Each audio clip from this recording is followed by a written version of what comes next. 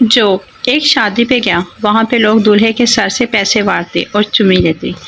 دلہن بیچاری خاموش بیٹھی تھی اور اس کے سر پہ کوئی پیسے نہیں وار رہا تھا۔ مجھے بہت ترس آیا۔ میں نے دلہن کے سر سے پیسے وارے اور چمی لی، پھر مینوں کدھروں پیا کوئی پتہ نہیں۔ جو لڑکی، یار میں اپنا پرس گھر پہ لائی ہوں، مجھے 1000 روپے چاہیے تھے۔ لڑکا، دوست ہی دوست کے کام آتا ہے، یہ لو 40 روپے، رکشہ پکڑو اور پرس لے آؤ۔ جو بیوی، تمہاری شرٹ پر تو ایک بھی بال نہیں ہے۔ شوہر، ہاں تو؟ بیوی، میں پوچھتی ہوں کون ہے وہ ٹکلی؟ جو بیوی، سچ کہو کہ صرف میں ہی تمہاری نکاح میں ہوں؟ شوہر، بالکل 16 آنے سچ کہہ رہا ہوں، صرف تم ہی میرے نکاح میں ہو، باقی تو نگاہ میں ہے۔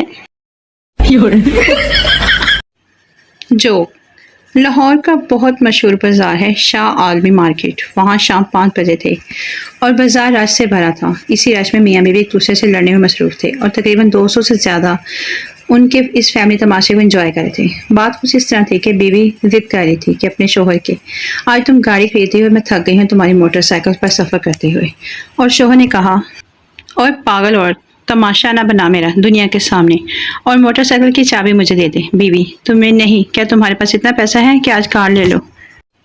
تو ہی گھر چلوں گی۔ شوہر، اچھا پھر لے لیں گے، ابھی چابی دو۔ بیوی، نہیں دوں گی۔ شوہر، اچھا نہ دو، میں تالا ہی توڑ دیتا ہوں۔ جب بیوی نے کہا توڑ دو، لیکن نہ چابی ملے گی نہ میں ساتھ جاؤں گی۔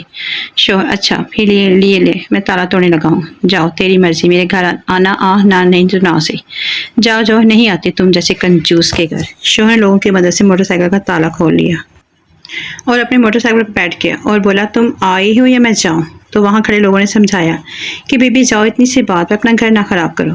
پھر اس نے شوہر سے وعدہ لیا کہ موٹر سائیکل بیچ کر جلدی گاڑی لے لے گا۔ پھر دونوں کی صلح ہو گئی اور دونوں چلے گئے۔ تو جناب ٹھیک آدھے گھنٹے بعد اسی جگہ پر پھر سے مجسمہ لگ گیا۔ ایک بندہ شور کر رہا تھا، میرا موٹر سائیکل کوئی چرا کر لے گیا۔ No.